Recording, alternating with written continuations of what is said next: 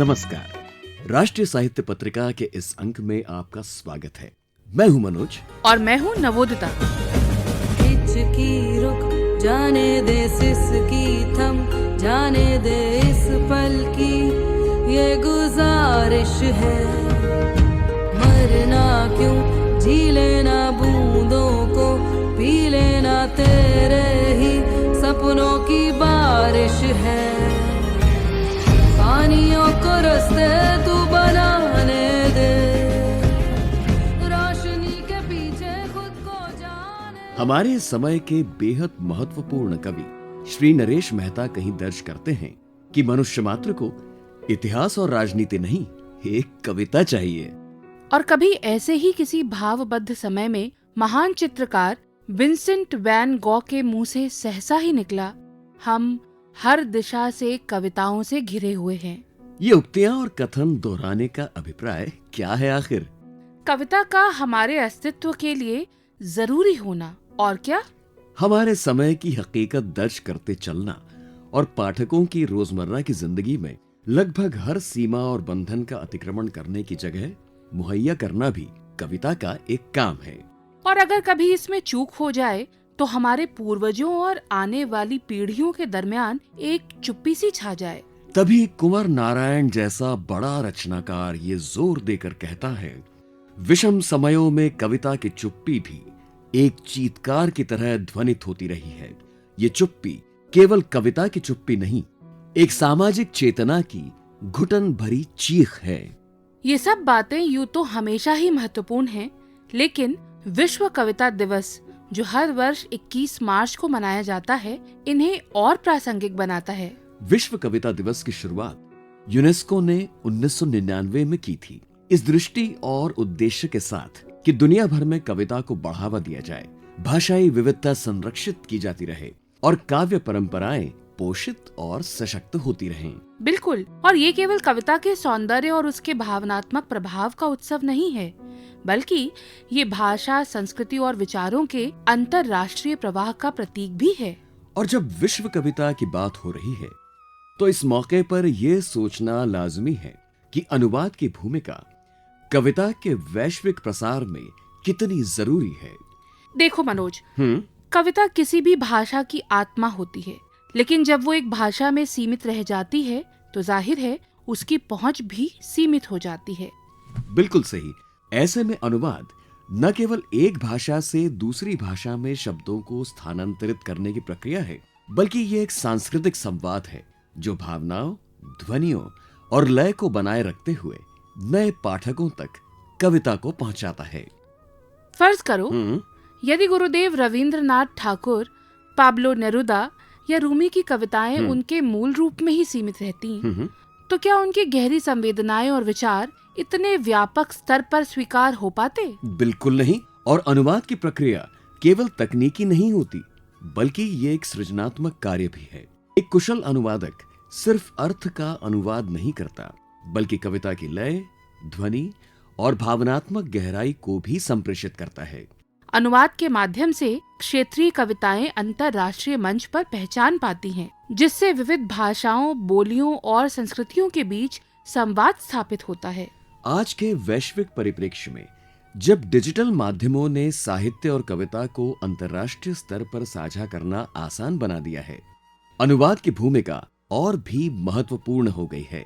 बिल्कुल, और इसीलिए विश्व कविता दिवस हमें ये याद दिलाने का अवसर है कि अनुवाद के बिना साहित्य की दुनिया अधूरी रह जाएगी। जब एक भाषा की कविता दूसरी भाषा में सांस लेती है तो वो केवल शब्दों का नहीं, बल्कि पूरे समाज और उसकी भावनाओं का अनुवाद करती है। इसलिए अनुवादकों की भूमिका केवल माध्यम की नहीं, बल्कि एक सेतु की होती है, जो कविता को सीमाओं से परे ले जाकर उसे सार्वभौमिक बनाती है।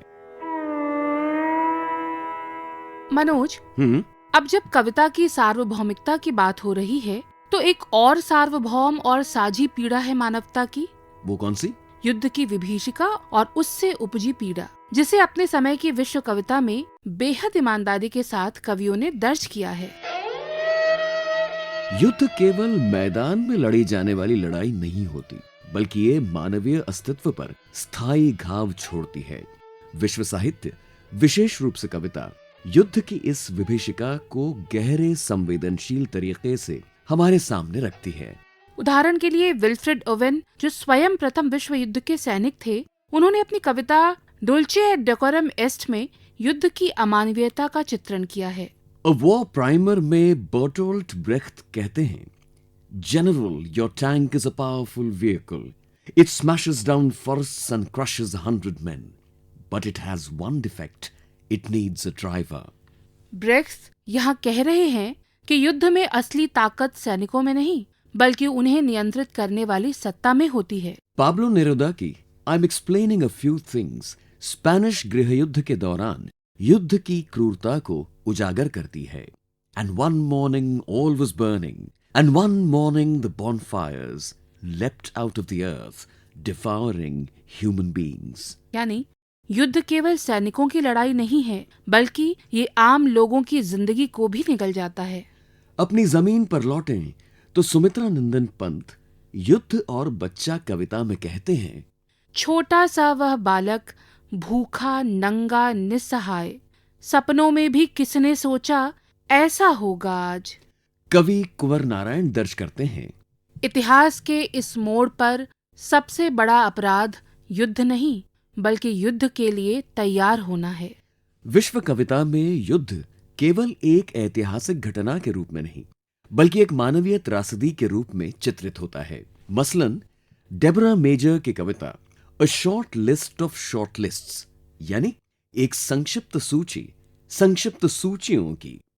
चमत्कार, रेशमी कीट, मोती, 1000 साला रक्तदारू, बिजली, सूरज का उगना रोजाना, सागर और उसका ज्वार, इंसान का होना ब्रह्मांड में, जो कि ज्यादातर चट्टान है बर्फ की, और आग, त्रासदियां, भूखे बच्चे, तेल में डूबी समुद्री चीलें, सोनार से भागी तटस्थ वेल, बलात्कार, हत्या, यूरेनियम धुली, गोलियां और बम जो छलनी करते हैं लोगों की दीवारें, दरवाजे, बिस्तर, सिर, दिल, जीवन, निदान, न्याय, शांति, प्रेम।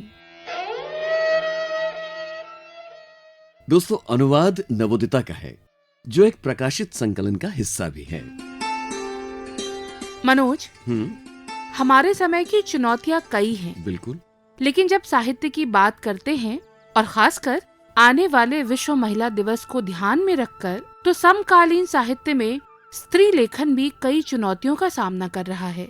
बिल्कुल नवोदिता, ये चुनौतियां सामाजिक, सांस्कृतिक, राजनीतिक और साहित्यिक हर स्तर पर देखी जा सकती हैं।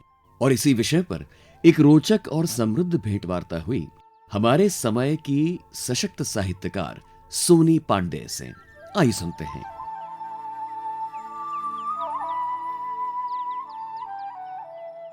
स्वागत है आपका सोनी जी। बहुत बहुत धन्यवाद नवोदिता। तो शुरुआत तो हम यहीं से करते हैं कि आपकी नज़र में स्त्री लेखन का आरंभ कहाँ से माना जाए। बहुत ही सुंदर सवाल है नवोदिता। कई बार मैं अक्सर जब मैंने लिखना शुरू किया तो हमारे सामने आज जो हिंदी साहित्यकार, चूँकि मैं हिंदी में लिखती हूँ, तो हिंदी जो साहित्य का इतिहास है, यदि उठा के देखा जाए, उसमें आदिकाल में स्त्रियां नहीं दिखाई देती हैं। भक्ति काल में उंगली पर गिनने भर, जिसमें कि सबसे ज़्यादा हम मीरा की बात करते हैं। रीति काल में बहुत सारी स्त्रियां लिख रही थीं, लेकिन जो इतिहासकार हैं हिंदी साहित्य के, जिन लोगों ने हिंदी साहित्य के इतिहास पर बृहद कार्य किया, वो स्त्रियों को छोड़ते चले गए। अभी मैं पढ़ रही थी, रीतिकाल में साईं एक कवयित्री हैं, वो बहुत अच्छा लिख रही हैं, ताज लिख रही हैं, समानांतर कृष्ण भक्ति की कविताएं लिख रही हैं मीरा के, लेकिन उनकी चर्चा नहीं होती है मीरा को छोड़ के। लेकिन वो समानांतर लिख रही थी। अगर जो एक हिंदी, अभी मैं केवल बात कर रही हूँ, भारतीय साहित्य तो बहुत ही विपुल है, बहुत कार्य उसमें हुआ। आधुनिक काल में जब हम आते हैं तो हम पाते हैं कि महादेवी वर्मा, उनके भी समग्र लेखन को आधुनिक काल की मीरा कह करके उसी श्रेणी में रख दिया गया। जबकि वो लिखती हैं कि पंथ होने दो अपरिचित, प्राण रहने दो अकेला, बांध लेंगे क्या तुम्हें यह मोम के बंधन सजीले। वो जिस मुक्ति की बात करती हैं, या श्रृंखला की कड़ियाँ जो उनका गद्य है, हम बार बार स्त्री विमर्श की तलाश जो है पाश्चात्य यूरोप के देशों से करते हैं। यूरोप में बहुत बाद में स्त्रियों के लिए जो है वोट देने का अधिकार और तमाम चीज़ें आती हैं। मैं उधर नहीं जाऊंगी, मैं केवल भारतीय समाज की बात करूंगी। तो इस तरह से जो लेखन आगे बढ़ता है, तार सप्तक में भी सुमन राजे और कीर्ति चौधरी ये 2 कवित्रियाँ आती हैं, तो बहुत छिटपुट उनकी चर्चाएं होती हैं। जबकि उसी प्रयाग में महादेवी वर्मा और सुभद्रा कुमारी चौहान ने बहुत सारी स्थानीय कवित्रियों को जोड़ करके बहुत सारी काव्य गोष्ठियाँ कराई, तो उन्हें दर्ज नहीं किया गया। यदि मैं स्त्री लेखन का आरंभ तलाशते हुए पीछे बहुत जाना चाहूँ, तो अगर हम वैदिक काल को भी देखें, आप वेदों की ऋचाएं जो हैं, जो वेदों के मंत्र हैं, उन मंत्रों की मंत्र दृष्टा ऋषिकाएं भी रही हैं। अपाला, लोपा मुद्रा, विश्ववारा तमाम है। ऋषियों के साथ साथ वो भी मंत्र लिख रही हैं, वो मंत्रों का साक्षात्कार कर रही हैं विदुषियां। उसमें सबसे ज्यादा मुझे चौंकाया था लोपामुद्रा के एक मंत्र ने, जिसमें वो राजा के अधिकार को, ज्यादातर तो चूंकि पुरुषों के सानिध्य में स्त्रियां थीं, तो वो वही बातें कह रही थीं जो ऋषि कह रहे थे। किंतु उसी में कुछ कवित्रियां ऐसी हैं जो बहुत क्रांतिकारी हैं, जो ऋषिकाएं हैं। लोपामुद्रा राजा के अधिकार बताते हुए एक मंत्र में दर्ज करती हैं कि यदि एक विधवा स्त्री संतान की कामना करती है तो ये राजा का दायित्व है कि वो व्यवस्था करे। तो ये जब मैंने देखा तो मुझे बहुत सुखद आश्चर्य हुआ कि इतना साहस आदिकाल में था स्त्रियों के भी। जब भी दमन बढ़ता है तो विद्रोह होता है। आप वैदिक से आगे आइए, बौद्ध काल में जितनी भी जो बौद्ध भिक्षुणियां थीं, थेरी गाथाओं में उन्होंने दर्ज किया। थेरियों ने विपुल साहित्य रचा और बड़ी मुखरता से उन्होंने लिखा। समाज में जो असमानता थी, स्त्री की जो अभिव्यक्ति है, उसके केंद्र में ही एक विरोध है, एक सवाल है, एक प्रतिरोध है। मैं अगर स्थानिकता के खांचों में देखूं तो स्त्रियों ने हमारा भारतीय प्रायद्वीप बार बार आक्रांताओं के आकर्षण का केंद्र रहा। युद्ध सबसे ज्यादा स्त्रियों और बच्चों का दोहन करते हैं, बहुत खासकर रचना। हाँ बिल्कुल, स्त्रियों के लिए और बच्चों के लिए तो बहुत ही त्रासद होता है कोई भी युद्ध किसी भी देश में। भारतीय प्रायद्वीप बहुत लंबे समय तक आक्रांताओं की, उनके जो प्रहार हैं, उनको झेलता रहा। इस बीच भी मैं देखती हूँ कि स्त्री लेखन कहीं बंद नहीं होता है। स्त्रियां वो पर्दे में थीं, वो घर तहरी के अंदर थीं, वो घर में थीं, लेकिन वहां भी स्त्रियों ने लिखा। पूरे भारतीय समाज, मैं केवल एक भाषा की बात नहीं कर रही हूँ, चाहे वो भारत की तमाम भाषाएं हैं, आप देखेंगे कि स्त्रियों ने लोकगीतों में, संस्कार गीतों में, मंगल गीतों में अपनी अभिव्यक्ति को स्वर दिया और उन्होंने सवाल पूछे जो असमानताएं थी। तो स्त्री की जो अभिव्यक्ति है, स्त्री के जो मुखर स्वर हैं, वो किसी भी कालखंड में बंद नहीं थे, वो अपनी बातें कह रही है। लेकिन इतिहासकारों ने व्यवस्थित ढंग से स्त्री लेखन को हमेशा हाशिए पे रखा। इसी से जुड़ा हुआ अगला सवाल है कि हम ये उम्मीद तो कर सकते हैं अब कि इस समय जो स्त्री लेखक है अपने भावों को भी, और एक विशुद्ध साहित्यिक अगर रचना के तौर पर बात करें तो वो एक साहित्य रच रही हैं और रचने के मौके उन्हें मिल रहे हैं। इसके बारे में आपका क्या कहना है? देखो, जो वर्तमान का हमारा समय है नवोदिता, आप देख रहे हैं कि अब किसी भी तरह से स्त्री को रोकना संभव नहीं है। एक समय था जब पत्र पत्रिकाओं तक पहुंचने की भी अपनी राजनीति थी, लेखन की भी अपनी राजनीति है, हर तरह की राजनीति है। तो बहुत सारा स्त्री लेखन तो वहां तक, अपने मंचों तक पहुंच ही नहीं पाता था। लेकिन वर्तमान समय में सूचना क्रांति का ये जो दौर है, जिसमें इंस्टा है, फेसबुक है, ट्विटर है, ब्लॉग्स हैं, वेबसाइटें हैं, कि अब स्त्रियां खूब मुखरता से लिख रही हैं। 2000 के बाद जो 21वीं सदी का ये आरंभ होता है, और ये जो पूरा हमारा जो ये 25 साल है, 2001 से लेके 2025 की ये मैं बात करूं, तो ये पूरा का पूरा कालखंड 2010 के बाद का स्त्री लेखन का समकाल है। मैं इस पूरे कालखंड को, इस 25 वर्षों को मैं स्त्री लेखन का स्वर्ण काल कहती हूँ। मैंने हमेशा इस बात को कहा कि ये स्वर्णिम समय है जब स्त्रियां बहुत बड़े पैमाने पे गद्य में, पद्य में एक साथ हस्तक्षेप कर रही हैं। एक साथ 4 पीढ़ियां, गद्य में भी और पद्य में भी। जो शीर्ष में अनामिका जी की पीढ़ी है, अनामिका, गगन गिल, सविता सिंह, हिंदी साहित्य हाँ हिंदी साहित्य की बात करूं यदि मैं, सुमन केशरी, अजंता देव, जो हमारी वरिष्ठों के साथ साथ बिल्कुल अभी अभी की जो नई नई पीढ़ी आ रही है, पार्वती तिर्की, नेहा नरुका की जो पीढ़ी आ रही है, वो एक साथ 4-4 पीढ़ियां हस्तक्षेप कर रही हैं और प्रतिवर्ष कुछ नए नाम जुड़ जा रहे हैं उसमें। ये जो समय है, आप वो जितने भी आपने बांध बनाए थे, जितने भी अवरोध खड़े किए थे, वो ये अब समय आ गया है जब स्त्रियां संपादन भी कर रही हैं, स्त्रियां कविताएं भी लिख रही हैं, स्त्रियां कहानियां भी लिख रही हैं, स्त्रियां उपन्यास भी लिख रही हैं, समीक्षाएं और आलोचना भी कर रही हैं। सभी विधाओं में स्त्रियों का हस्तक्षेप बढ़ा है। सोनी जी, अगर वर्तमान संदर्भ में बात करें, कुछ नाम आपने गिनाए गद्य और पद्य में, जैसे हम अंतर्राष्ट्रीय स्तर पर देखते हैं बहुत सारे ऐसे नाम हैं स्त्री साहित्यकारों के कि जिन्हें बहुत बड़े बड़े पुरस्कार मिले, और भारत में भी अगर कुछ नाम देखें, गीतांजलि श्री अभी हाल के दिनों में, या अनीता देसाई, अरुंधति रॉय, झुम्पा लाहिड़ी, हालांकि ज्यादातर अंग्रेजी भाषा के लेखक है, गीतांजलि श्री को अगर छोड़ दें तो इन नामों से क्या कुछ साबित होता है, या अभी भी व्यवस्थाएं वैसी ही हैं और अभी भी आपको जगह बनाने के लिए एक साहित्यकार जो स्त्री है उस रूप में आपको क्या ज्यादा मशक्कत करनी पड़ती है, या ज्यादा आपको अवरोधों का सामना करना पड़ता है? आपके व्यक्तिगत अनुभव में वो कैसा है? आपने बहुत सारे नाम लिए। ये अलग बात है कि उन्होंने अंग्रेजी में लिख के किया। हिंदी भाषा का एक मैं दुर्भाग्य ही कहूंगी कि इतना विपुल लिखा जा रहा है, इतना सार्थक लिखा जा रहा है, लेकिन उसमें जो निरर्थकता की भीड़ है उसमें सार्थक लेखन खो जाता है। बावजूद इसके स्त्रियों का जो सार्थक लेखन है, अनामिका जी को साहित्य अकादमी मिला, गगन गिल जी को साहित्य अकादमी मिला, फर्क तो पड़ता ही है। गीतांजलि श्री को बुकर मिलने के बाद जो है बहुत सारी स्त्रियां हैं, बहुत सारी लड़कियां जो हैं, एकदम से उन्हें लगा, लिख करके भी मुझसे खुद होता था कि जब पुरस्कार मिलते हैं, जो सम्मान मिलता है, जब दुनिया बात करती है स्त्री लेखन की, तो बहुत सारी स्त्रियों के जो पंख हैं वो अपने आप फड़फड़ाने लगते हैं कि नहीं, अब इस आकाश की ओर उड़ान भरा जा सकता है। इन चुनौतियों से पार पाते हुए आपको अगर पूछा जाए कि इसका भविष्य आप कैसा देख रही हैं, या आगे का समय आपको कैसा दिखता है? हमारी वरिष्ठों ने बुलडोजर का काम किया। उन्होंने, हाँ बिल्कुल, उन्होंने तमाम पत्थरों को तोड़ा जो स्त्री लेखन के बीच में जो अवरोध थे, जिसके लिए हम बहुत कृतज्ञ हैं अपनी वरिष्ठ पीढ़ी की।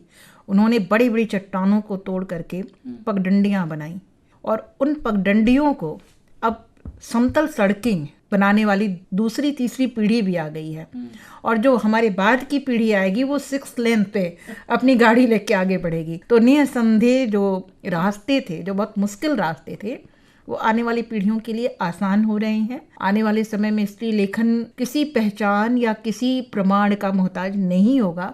कि मैं पूरे विश्वास और पूरी मुखरता के साथ मैं कह सकती हूँ, पूरी आशा के साथ मैं कह सकती हूँ कि आने वाला समय जो है वो स्त्री लेखन के लिए और भी सुंदर समय है। ये जानना बहुत सुखद रहा अंत जिस बात से आपने किया कि आने वाली राहों में अब स्त्री साहित्यकार के पास 4 लेन्स और 6 लेन सड़कें होंगी जिस पर वो अपनी गाड़ियां दौड़ा सकेंगी। बहुत अच्छा रहा यह अनुभव। बहुत धन्यवाद आपका हमारे साथ। बहुत बहुत शुक्रिया मुझे आमंत्रित करने के लिए। धन्यवाद।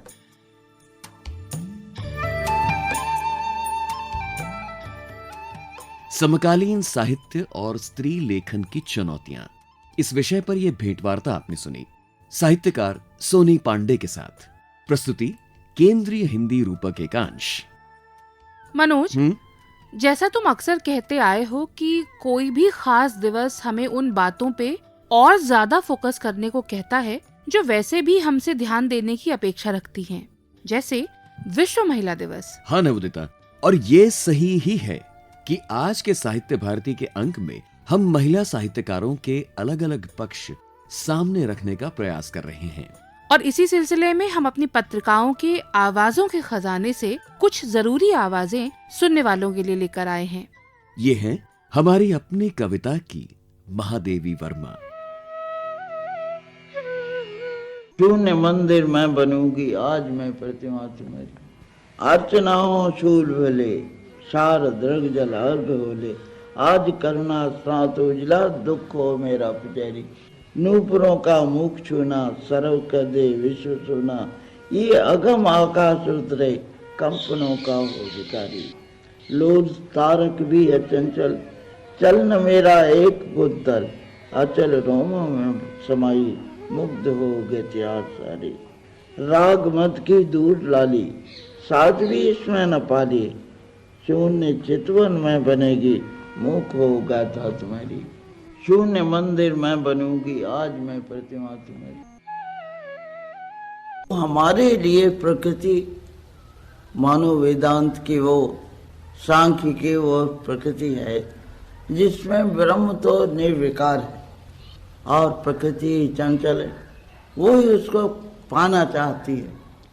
और छायावाद में हर एक वृक्ष लता सब स्वतंत्र हैं, सब सजीव हैं और एक दूसरे से जुड़े नहीं हैं। कालिदास ने शकुंतला को ऐसा रखा है कि लता भी उसकी सहोदराएं हैं या हिरण भी उसका सहोदर है, लेकिन अलग हैं सब। और उसमें सांख्य में प्रकृति और पुरुष दोनों भिन्न हैं, पर दोनों एक दूसरे को पाना चाहते हैं। तो रहस्यवाद तो सब में एक तत्व ढूंढता है, एकता ढूंढता है और आत्मा से परमात्मा की एकता ढूंढता है।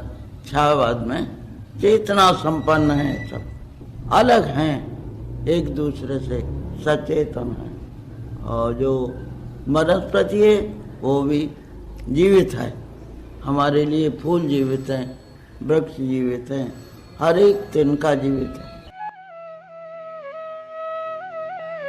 सौजन्य आकाशवाणी संग्रहालय।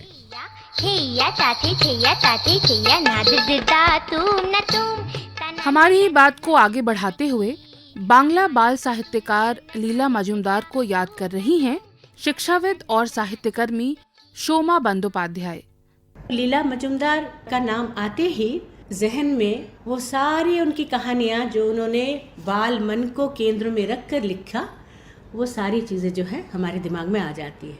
अमूमन हर बंगाली पाठक या फिर यूँ कहिए कि एक साधारण जो बंगाली जन भी है वो भी लीला मजूमदार को जानते हैं उनकी बाल साहित्य के कारण। उनको कहा जाता है कि वो बाल मन की चितेरे थी। उनके जो एक रंगीन दुनिया होती है, उनका उन बच्चों की जो अपने परियों का एक संसार होता है और उनके मन के गहन में कौन कौन सी बातें चलती है, इसका पता कभी कभी बड़ों को नहीं होता है। लीला मजूमदार अनायास उनके उस मन के जगत में वो गोते लगाती थी और वहाँ से सारे मणि माणिक मोती वो चुन कर लाती थी और उन्हें कहानी के रूप में पिरोती थी। एक चित्रमयता का जगत जो उन्होंने एक तैयार किया था, ये उन्हें विरासत में मिली थी। उपेंद्र किशोर जी उनके ताऊ जी थे और वो ताऊ जी का ही वो बुना हुआ संसार था जिनमें बचपन से उन्होंने प्रवेश किया। उपेंद्र किशोर रायचौधरी बहुत विख्यात है, बच्चों की कहानियाँ वो लिखते थे, उसमें सबसे ज़्यादा जो है जीव जंतु का प्रवेश आता था। लीला जी बचपन में इसी संसार में विचरण करती थी, इसलिए वो उनसे बहुत प्रभावित भी। और उसके बाद आप जानते हैं कि उपेंद्र किशोर रायचौधरी, ये राय परिवार एक ऐसा परिवार था कि जिसमें जैसे ना पीढ़ी दर पीढ़ी जो है एक से एक जो है बढ़कर जो है साहित्यकार, चित्र निर्माता, संगीतकार हुए। पूरा परिवार जो है वो साहित्य और संस्कृति के जो है गंगा जमुनी धारा में जैसे कि वो बहे जाते थे और दूसरों को भी बहा ले जाते थे। लीला की रचनाओं में अगर जीव जंतु आए हैं, परियां भी आई हैं, एकदम आम नटखट बच्चे भी आए हैं, भूत है लेकिन भूत का डर नहीं है, डाकू है लेकिन कोई खून खराबा नहीं है। अब बात आती है कि उनका साहित्य जो अंतर्राष्ट्रीय स्तर का है लेकिन क्यों नहीं सब तक पहुंचा। भाषा जो है उन्होंने बांग्ला को चुना था, उन्होंने अपने मातृभाषा को चुना और जबकि वो अंग्रेजी में धारा प्रवाह लिख सकती थी। उनकी 3 किताबें हैं और ये हमारा दुर्भाग्य है कि हमारे लीला मजूमदार को उस तरह का प्रचार नहीं मिला, लेकिन ऐसा नहीं है कि आगे नहीं मिलेगा। और उनको गुरुदेव का आशीर्वाद एकदम शुरू में ही प्राप्त हुआ था। जब वो 13 साल की थी तो उन्होंने प्रशांत कुमार महलनाबिश, उनके हाथ में उन्होंने ऑटोग्राफ बुक दिया और कहा कि गुरुदेव से मेरे लिए 2 संदेश आप ले करना। तो गुरुदेव ने कहते हैं, नामे राखोर क्यानो लिखिस নিজের সকল কাজে, পারিস যদি প্রেমের আখর রাখিস জগৎ মাঝে। अर्थात नाम के अक्षर क्यों लिखती हो अपने हर काम पर, हो सके तो प्रेम के 2.5 अक्षर लिखना दुनिया के नाम पर। तो जीवन भर जो है बच्चों की दुनिया के लिए उन्होंने ये 2.5 अक्षर प्रेम के वो लिखती गई। सौजन्य शमयता दास, आकाशवाणी कोलकाता। बुलबुल को गुल मुबारक, गुल को चमन मुबारक, रंगीन तबीयतों को रंगे सुखन मुबारक। कुछ वर्षों पूर्व प्रोफेसर इंद्रनाथ चौधरी ने स्वाधीनता सेनानी और कवयित्री सरोजिनी नायडू के काव्य में झलकते राष्ट्र प्रेम को याद करते हुए कहा था, भारत कोकिला नाम से विख्यात सरोजिनी नायडू भारतीय स्वाधीनता आंदोलनों के दिनों में महात्मा गांधी के नेतृत्व में भारतीय नारियों में राष्ट्रवाद का स्वर जगाने, समाज कल्याण के बारे में पाठ पढ़ाने और स्त्रियों के सशक्तिकरण के लिए सतत कार्य करती रहीं। अंग्रेजी में कविता लिखती थीं और 13 वर्ष की उम्र में झील की रानी नामक कविता लिखकर सबको प्रभावित कर दिया था। साहित्य जगत में अपने सुमधुर कंठ से जब सरोजिनी अपनी कविताओं का पाठ करती थी तो लोग मंत्रमुग्ध हो जाते थे। उनकी पहली कविता संग्रह 1905 में गोल्डन थ्रेशोल्ड और बाद में सन 1912 में बर्ड ऑफ टाइम और राजनीतिक राष्ट्रीय आंदोलन के दौरान सन 1917 में लिखा गया तीसरी कविता का संग्रह द ब्रोकन विंग प्रकाशित हुआ। सन 1946 में दिल्ली में एशियन रिलेशंस कॉन्फ्रेंस को संबोधित करते हुए उन्होंने अपने भाषण में कविता के इस भाव को ही व्यक्त किया था। उन्होंने कहा, हम आगे और भी आगे, ऊंचे और ऊंचे जाएंगे जब तक हम तारों तक ना पहुंच जाए। आइए तारों तक पहुंचने के लिए हम आगे बढ़े। हम चांद के लिए चिल्लाएंगे नहीं, हम तो उसे आकाश में से तोड़ कर ले आएंगे और एशिया की मुक्ति के ताज में उसे लगाकर पहन लेंगे।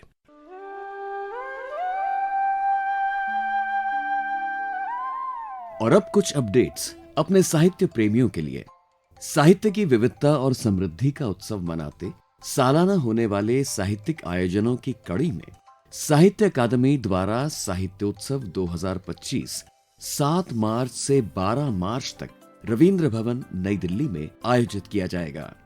एशिया का सबसे बड़ा साहित्यिक उत्सव माने जाने वाले इस आयोजन में 500 से अधिक लेखक, कवि और साहित्यकार भाग लेंगे। विभिन्न भाषाओं और विधाओं के साहित्यिक सत्र, पुस्तक विमोचन, काव्य पाठ, संगोष्ठियां और सांस्कृतिक कार्यक्रम तो होंगे ही। इस अवसर पर साहित्य अकादमी पुरस्कार भी प्रदान किए जाएंगे। पिछले वर्षों में साहित्योत्सव में अस्मिता जैसे कार्यक्रम शामिल रहे हैं जो महिला लेखन पर केंद्रित होते हैं। इसके साथ ही बहुभाषी कवि सम्मेलनों का आयोजन भी किया गया है।